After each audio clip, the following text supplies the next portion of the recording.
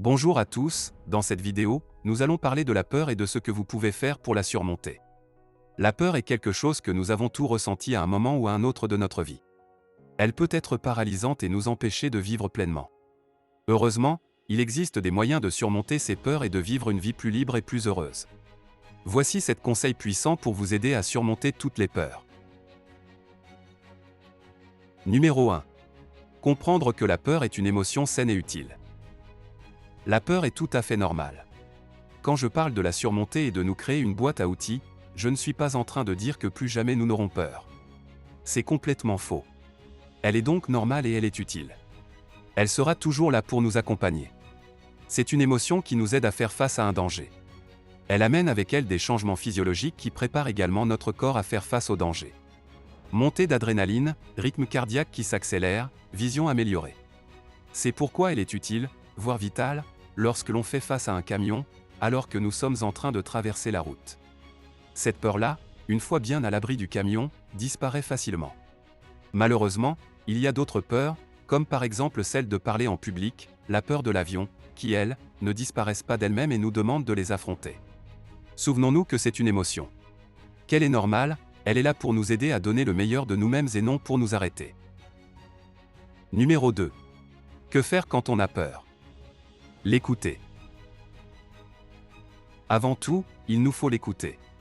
C'est une émotion et lorsqu'on ne l'écoute pas, elle continue de frapper à notre porte et de plus en plus fort. Aussi, rien ne sert de se répéter, même pas peur. En effet, quand nous sentons que tous nos sens sont en alerte et qu'ils crient « combattre ou fuir », elle est là. Alors ne lui tournons pas le dos. Au contraire, asseyons-nous, respirons calmement et regardons-la. Bonjour, la peur. Ensuite, prenons note de la situation. Que se passe-t-il?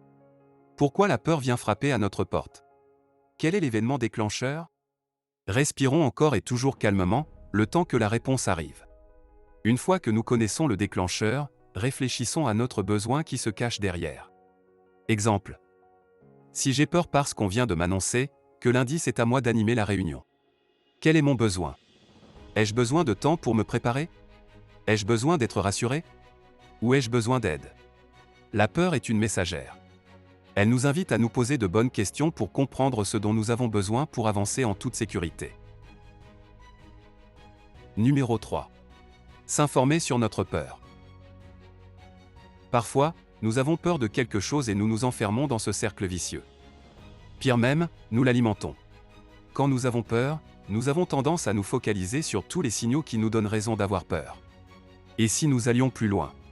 Par exemple, concernant notre peur de parler en public, il suffit d'aller sur Internet pour comprendre à quel point nous ne sommes pas seuls, et nous pouvons même recevoir les conseils de quelqu'un qui avait peur et qui a réussi à la surmonter. Que faire quand on a peur?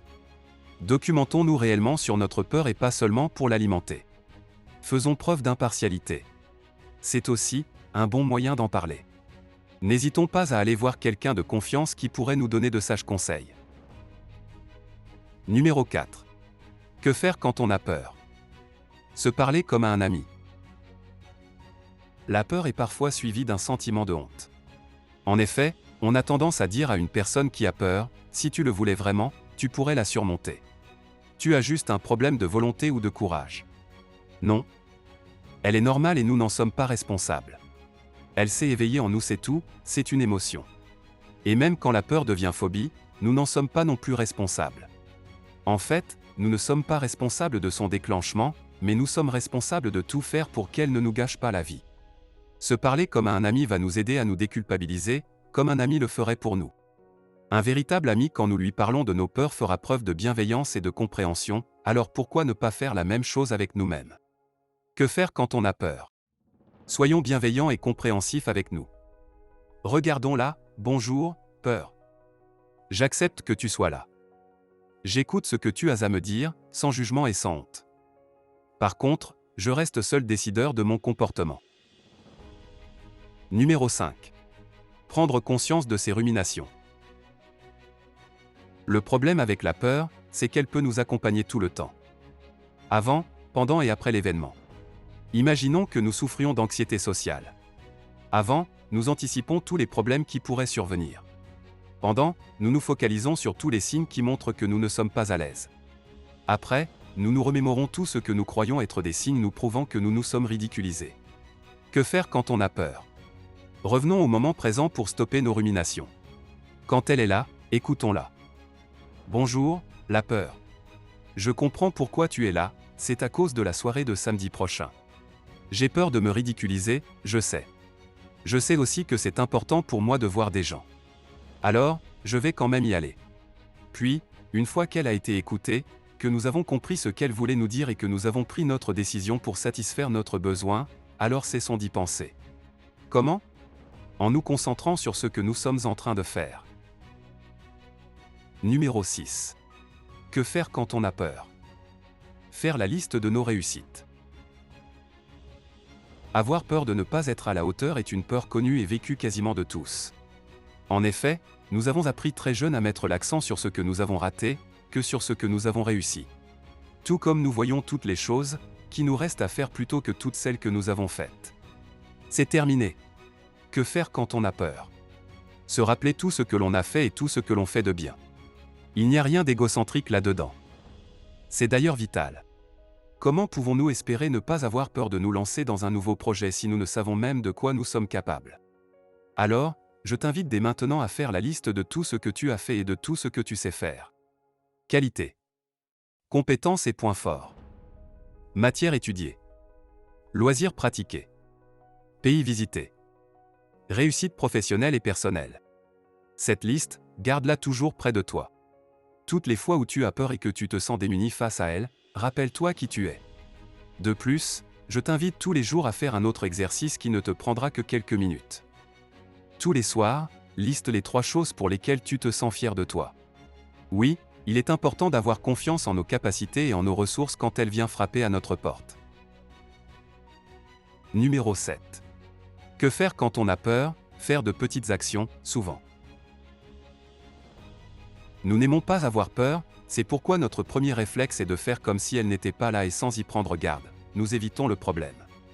Avec le temps, pour éviter qu'elle ne survienne, nous finissons par éviter complètement les situations qui nous font peur. C'est pourquoi nous terminons tous les samedis enfermés chez nous prétendant être fatigués. Elle est normale, elle veut nous faire anticiper ce qu'elle croit être des dangers, mais en aucune façon, elle ne doit diriger notre vie. Nous pouvons avoir peur du regard des autres, mais pour vivre pleinement notre vie, nous avons besoin parfois de sentir ce regard sur nous. Respirons calmement, saluons-la et allons-y. Alors, si nous souffrons de la peur du regard des autres, l'objectif n'est pas de monter sur scène et de faire un one-man show, non. Nous allons commencer petit à petit. Demandez-leur dans la rue. Demandez des renseignements et ne rien acheter ensuite. Trébucher. Crier. Rire en public. Faites des actions qui font un petit peu peur, mais souvent. Il ne suffit pas de faire quelque chose une fois pour l'apprendre, nous avons besoin de pratiquer encore et encore. Eh bien, merci beaucoup d'avoir regardé la vidéo d'aujourd'hui. Faites-moi part de vos impressions ci-dessous et abonnez-vous, si vous ne l'avez pas encore fait. Cela dit, passez une bonne journée et rendez-vous dans la prochaine vidéo.